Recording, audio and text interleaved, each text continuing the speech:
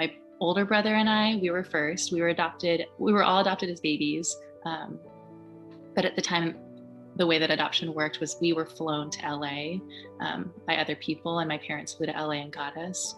And then my dad went to get my brother, my little brother who's third. He went to Korea and got him, and he came back and he told my mom, we need to adopt another, because I think they had originally planned to just adopt three. And he said, I want you to come with me for the fourth one.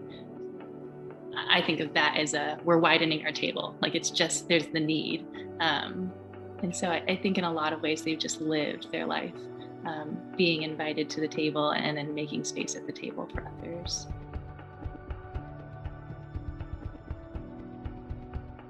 And I remember being in fourth grade on a field trip, and my mom was a chaperone.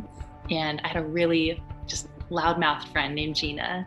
And she had said, Rachel, you don't look like your mom. Like, why don't you look like your mom? And I just automatically responded. I said, well, I'm adopted. And then I thought about it and I was like, I'm adopted, but why don't I look like my mom?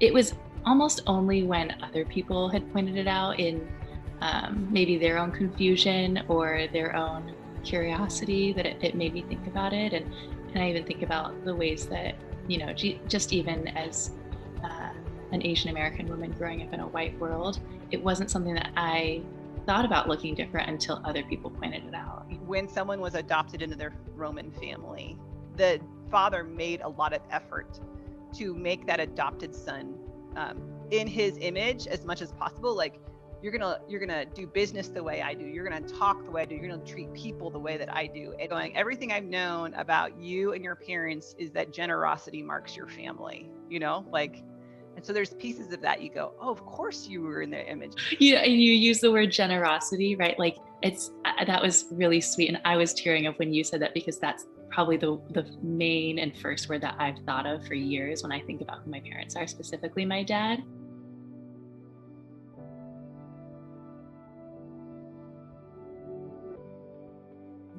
That we have enough. There's much to give of ourselves and of the space that we do take up.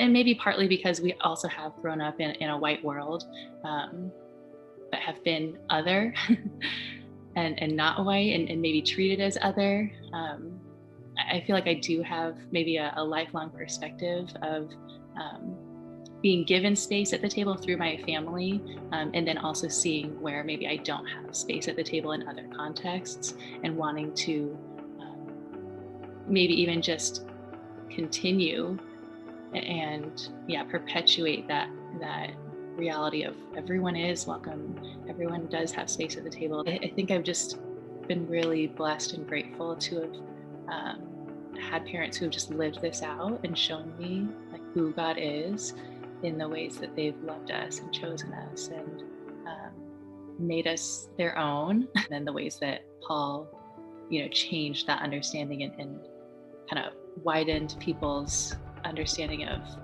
like we're all adopted.